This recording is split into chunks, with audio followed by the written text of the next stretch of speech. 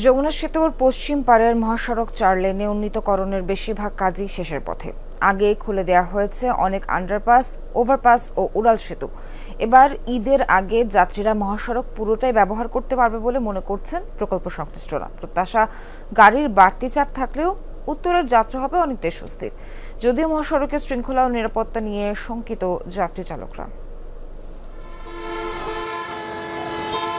উত্তরবঙ্গের প্রবেশদ্বার যমুনা সেতু। পূর্ব প্রান্তের মতো পশ্চিম পাড়েও দীর্ঘদিন ধরেই চলছে সড়কের উন্নয়ন কাজ। তারপরও এবছর রোজার ঈদে অনেকটাই স্বাচ্ছন্দ্যে বাড়ি ফিরেছিলেন উত্তরবঙ্গের মানুষ। এবারও মহাসড়কে ভোগান্তি হবে না বলেই আশা তাদের।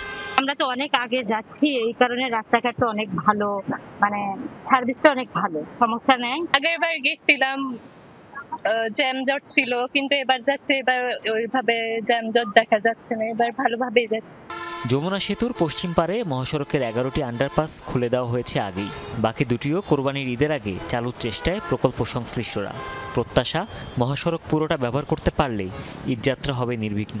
পাবনার দিকে যে সার্ভিস রোডটা আছে, প্লাস আপনার অন্য সার্ভিস রোড যেটা রাজশাহীর দিকেও গেছে, ওই সার্ভিস রোডগুলি আমরা ছেড়ে দেওয়ার চেষ্টা করবো। তাতে দেখা যাবে যে হাটিকামুলে এমনি গতবার সমস্যা হয় নাই, এবার একটু ট্রাফিক বেশি হতে পারে, এবার হয়তো ঈদের আগে বন্ধটা একটু কম। তো আমরা প্রস্তুত আছি যে আমরা আরো কিছু সুবিধা দেওয়া যায় কিনা। ঈদের পূর্বে ছুটিটা কম, একসাথে যখন গার্মেন্টসের ছুটি হবে তখন একটা মাস স্কেলের পাবলিক মুভমেন্ট হবে। আমাদের এখানে মহাসড়ক সংক্রান্ত কোনো যানজট হবে না। তবে রয়েছে শঙ্কাও।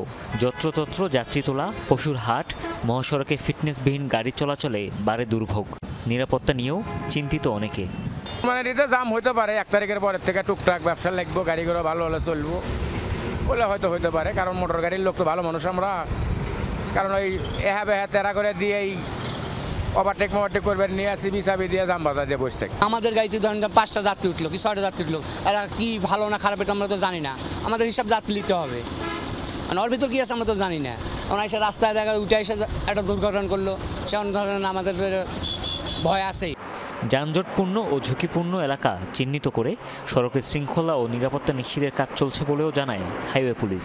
কোরবানি ঈদে পশুবাহী যেসব গাড়ি আছে এগুলো যাতে নির্বিঘ্নে যাতায়াত করতে পারে। ইতিমধ্যে আমরা হাইওয়ে পুলিশ, হাটিকুমরুল থানা, আমরা রাত্রিকালীন চুরি ডাকাতি ছিনতাই রোধকল্পে আমরা রাত্রিকালীন টহল ডিউটিটা বাড়ানো হয়েছে এবং গরু হাটগুলোতে আমাদের নজরদারি অব্যাহত আছে। প্রতিদিন এই মহাসড়কে প্রায় ১.৫ লক্ষ যানবাহন চলাচল করে।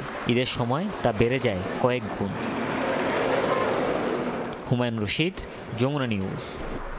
কিন্তু বাথরুম যাতা ওডোনিল নাই। আজ নিন ওডোনিল।